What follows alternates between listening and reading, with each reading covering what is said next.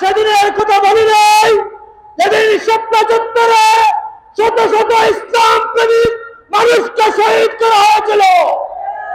আমরা সেদিনের কথা বলি নাই মিডিয়ার বিদ্রোহের মাধ্যমে অর্ধশত চৌক সেনা সুরক্ষাকে শহীদ করে ক্ষমতাকে পাকাপোক্ত করার পায়তারা করা হয়েছিল। নিজেদের গায়ের জোরে আদালতের মাধ্যমে এই তত্ত্বাবধায়ক সরকার ব্যবস্থা বাতিল করে নিজেদের একক আধিপত্য মাধ্যমে যে সংসদে পাঠানো হয়েছে সেই সংসদে বিল পাস করে তত্ত্বাবধায়ক সরকার বাতিল করেছে। প্রধানমন্ত্রী শেখ হাসিনা শাহজালালের মাজার জিয়ারতের মধ্য দিয়ে তিনি বলেছিলেন অতীতে যে ভুল করেছে আমরা সেই ভুল করব না, একটি বারের মতো আওয়ামীকে ভোট দিই। কিন্তু প্রিয় ভাই আমার, আমরা লক্ষ্য করলাম এই প্রধানমন্ত্রী ক্ষমতায় গিয়ে দিনের ভোট রাতে আদায় করে দেয়। আজকে সর্বস্তরের মানুষ অধিকার হারান, এই অবস্থা চলতে দেওয়া যায় না। জনগণ এই অবস্থার পরিবর্তন চায়, আমাদেরকে ভাবতে হবে পরিবর্তন কোন পথে। গোটা জাতি যখন ঐক্যবদ্ধ আন্দোলন শুরু করেছিল সামরিক ডিক্টেটরের বিরুদ্ধে, তখন এই আওয়ামী লীগ বিএনপিকে রাজপথে রেখে এরশাদ নির্বাচন দিয়ে সামরিক শাসনকে বৈধ করা হয়েছিল। এই নির্বাচন নয়, ভোট ডাকাতির চুরির নির্বাচন।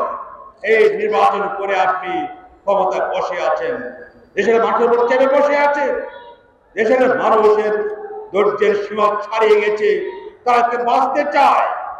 খেলাফত মন্ত্রীর দল নিরপেক্ষ নির্বাচনকালীন সরকারের অধীনে জাতীয় নির্বাচন চায়। খেলাফত মন্ত্রী নির্বাচনে সবার জন্য সমান সুযোগ ও নিরাপত্তা নিশ্চিত চায়। খেলাফত মন্ত্রী দ্বাদশ সংসদ নির্বাচন ইজিএর বাতিল চায়। বাংলাদেশের মানুষের প্রাণের দাবি হচ্ছে নির্দলীয় নিরপেক্ষ একটি সরকারের মাধ্যমে বাংলাদেশের মানুষের বাতের অধিকার, গুণের অধিকার, ইসলামের অধিকারকে বাস্তবায়ন করার প্রচেষ্টা। রাজনীতি করার অধিকার সাংবিধানিক, রাজনীতি করার অধিকার, সভা সমাবেশের অধিকার সাংবিধানিক। অনুমতির প্রশ্ন এখানে আসে না, অবৈধের প্রশ্ন আসতে পারে। শান্তি শৃঙ্খলার করে বজায় রেখে খেলাফত মন্ত্রিক সমাবেশ করার জন্য মেট্রোপলিটন পুলিশকে আমরা অবহিত করেছি এবং তাদেরকে আমরা আশ্বস্ত করেছি খেলাফত মন্ত্রিকের প্রত্যেক বছরের সংগ্রাম, শান্তির সংগ্রাম, প্রত্যেক বছরের সংগ্রাম, শান্তিপূর্ণ সভা সমাবেশের সংগ্রাম